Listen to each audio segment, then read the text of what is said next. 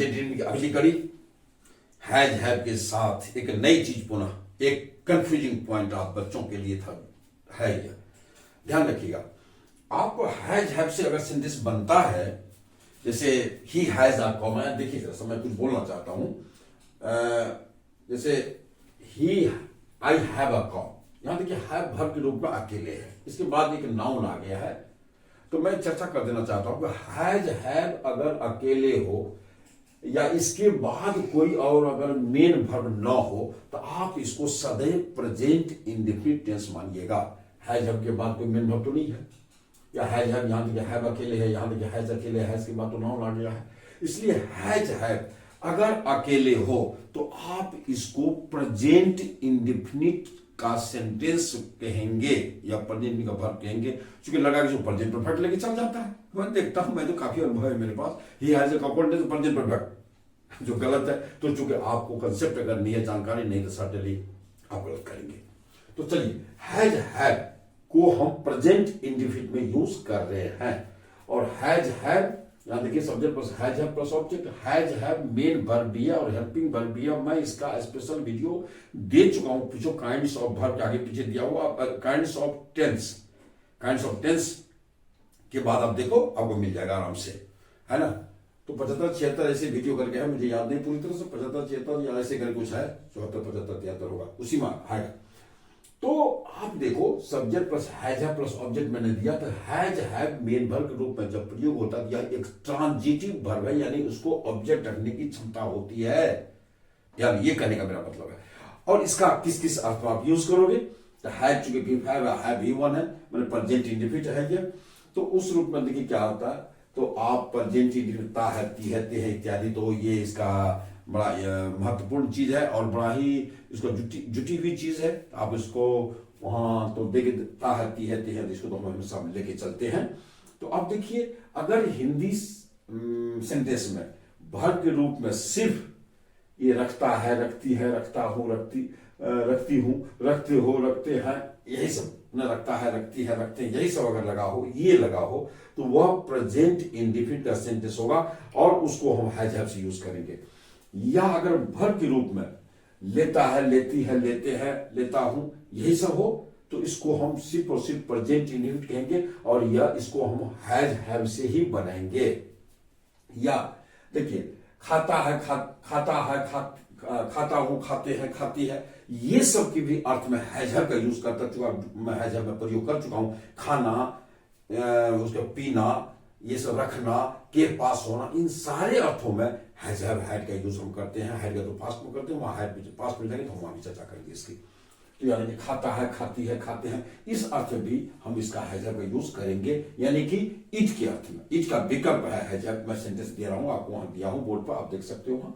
तो ये सब, या के पास है ना, जैसे एग्जाम्पल में राम के पास एक गाय है, तुम्हारे पास कई किताबें हैं, तुम्हारे पास कई समस्याएं हैं, मेरे पास कई समस्या है, मेरे पास एक सुंदर घर है, मेरे पास एक सुंदर चश्मा है, इस ढंग का आता है। फिर वही कि मैं एक सुंदर चश्मा रखता हूं, मैं एक सुंदर घर रखता हूं, है ना, मैं एक सुंदर गाय रखता हूं, बहुत सारी बातें हो सकती है, तो आप इसको देते जाओ। तो इस सब के लिए अंग्रेजी हम हैज हैव का ही यूज करते हैं, इसलिए इस सब दे दिया हूं। ये सब रहता है वर्ब के रूप में, ये रहे, ये रहे, ये रहे, तो हम लोग उसको हैज हैव से सीधा बना देंगे। आप देख लो यहाँ एग्जांपल्स में दे चुका हूं, मैं एक गाय रखता हूं, मेरे पास एक गाय है, मैं सुबह में 4 बजे चाय लेता हूं, यहाँ देखिए लेता हूं मैंने, चाय पीता हूं, वह रोज दोपहर में खाना खाता है, यहाँ ये खाना का मतलब वहां मैं सेंटेंस बना दिया हूं, आप देख लो इसको। तो ऐसे सेंटेंस को बनाएंगे हम हैज हैव से, बस रूल ऑफ फॉर्म से बनाने के मतलब सब्जेक्ट दे देंगे, हैज हैव देंगे या प्लस ऑब्जेक्ट दे देंगे। अब देखो बना दिया, अब इसी को मैं बनाया हूं, मैं एक गाय रखता हूं, मेरे पास एक गाय, आई हैव ए काउ, वहां देख लो मैं बना दिया हूं। मैं सुबह 4 बजे चाय लेता हूं, मतलब चाय पीता हूं, तो I have my tea at 6 AM सुबह, तो वही हैव मतलब टेक, मतलब आई टेक माई टी, मैं अपना चाय लेता हूं एट 6, वही टेक के अर्थ में अपना हैव यूज किया है। और ड्रिंक्स की भी, मैं दूध पीता हूं, तो I have my milk eight इतना बजे, तो आप इसका इसलिए टेक का, ड्रिंक का अर्थ भी हैज का यूज हम करते हैं, धड़ल्ले करते हैं, कोई दिक्कत नहीं, अच्छी इंग्लिश मानी जाती है इसको। अब जैसे देखिए वह रोज दोपहर में खाना खाता है, तो आप देखिए ही हैज डिनर, दिन का खाना, ही हैज डिनर, या अपना खाना अगर होगा तो हिज डिनर लग जाएगा, तो वहां नहीं था जिससे मैंने यहाँ नहीं दिया। ही हैज डिनर, वह खाना खाता है एट नून, दोपहर में डेली रोज। अब देखिए हैज किस अर्थ में आ गया, टेक्स, टेबल भी खाना होता है, या इट्स खाता है, ही इट्स डिनर आप दे सकते हैं, ही इट्स डिनर आप देते हैं ना, तो इट्स क्या होता है, हम हैज देते हैं। आज एक अच्छी इंग्लिश होती है, ही हैज वो रखता है डिनर। आप इसको ऐसे नहीं लीजिए, ही हैज डिनर वो खाना रखता है, कहाँ रखता है, जेब में रखता है क्या, पॉकेट में, ऐसा नहीं, ही हैज डिनर मतलब वो खाना खाता है, ये हो जाता है। अब देखिए मैं और भी एग्जांपल दिया हूं आपको, राम के पास कई किताबें हैं, या राम कई किताबें रखता है, तो राम हैज सेवरल बुक्स। अब देखिए आराम से, कोई दिक्कत, ये हैज भी फैब है। तो अब ये बातें हो गई। आइए अब हम लोग इसको काफी इसका सेंटेंस देने जा रहे हैं आपको, काफी घबराइए नहीं, मैं सैकड़ों एग्जांपल्स देने जा रहा हूं, प्रैक्टिस आपको आ रहा है, भयंकर आ रहा प्रैक्टिस, आप वहां तक प्रैक्टिस करोगे जब यूं ही मेरा प्रेजेंट इंडिविजुअल का ये रूल ऑफ फॉर्मेशन जब समाप्त हो, बनाने के नियम सारे समाप्त हो जाएंगे। स्टेज सी है, स्टेज डी, स्टेज ई, दो स्टेज और हमको बताना है, दो वीडियो मैं और बना के आपको दे रहा हूं। आप देखिए बहुत देर मैं कुछ छोड़ कहा रहा हूं पढ़ने में, आप सारे बच्चे लो, मैं टुकड़ी का टुकड़ी दे रहा हूं, काहे घबराते हो आप सारे बच्चे, लो अब लो।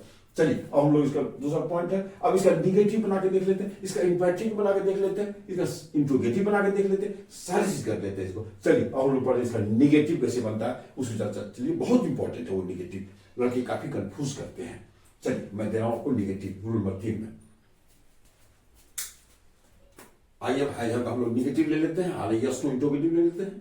इंट्रोगेटिव सब लेना है तो उसमें यस नो इंट्रोगेटिव में दे चुका हूं, पॉइंट 3 पॉइंट 4। अब निगेटिव इसका हम दो तरीके से बनाते हैं, आप देख लो, हैज है प्लस नॉट प्लस ऑब्जेक्ट, मतलब हैज है के साथ सीधा नॉट जोड़ दो, चूंकि उसको स्ट्रेंथ है हेल्पिंग वर्ब बनने का, चूंकि नॉट को तो हेल्पिंग वर्ब चाहिए, चूंकि हैज है आपका हेल्पिंग वर्ब भी अब मेन वर्ब भी है, तो नॉट इसके साथ डायरेक्ट जुड़ जाता है।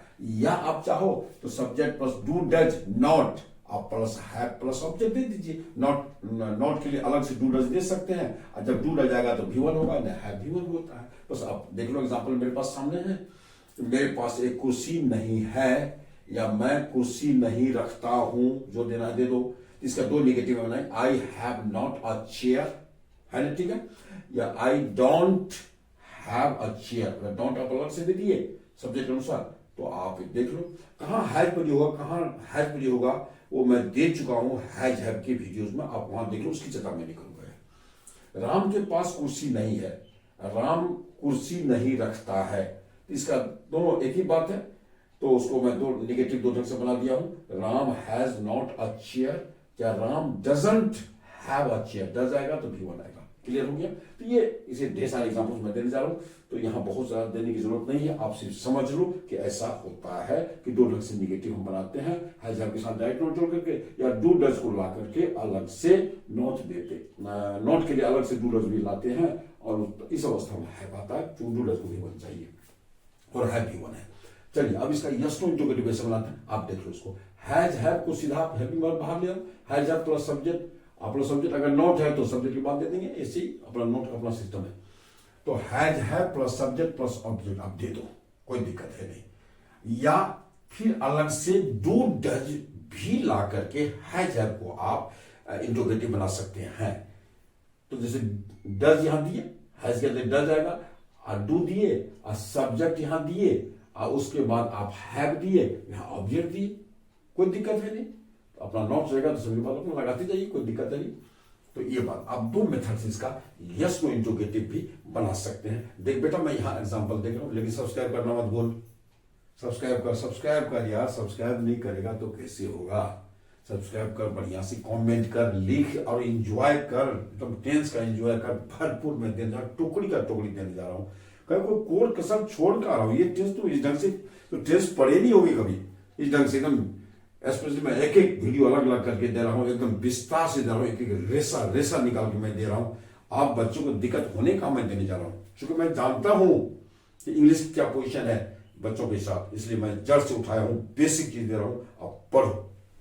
चलिए, क्या तुम किताबें रखते हो, क्या तुम्हारे पास किताबें हैं, तो इसका दो, तो ये लिखने का तरीका है हिंदी, तो ऐसा नहीं दो हिंदी दो ट्रांसलेशन, सो बात नहीं है, इसकी भी अच्छा ये लिखते हो हिंदी, इसकी भी दो ट्रांसलेशन बना सकते हो, या हिंदी ये लिखे तो इसके भी दो ट्रांसलेशन बनेंगे।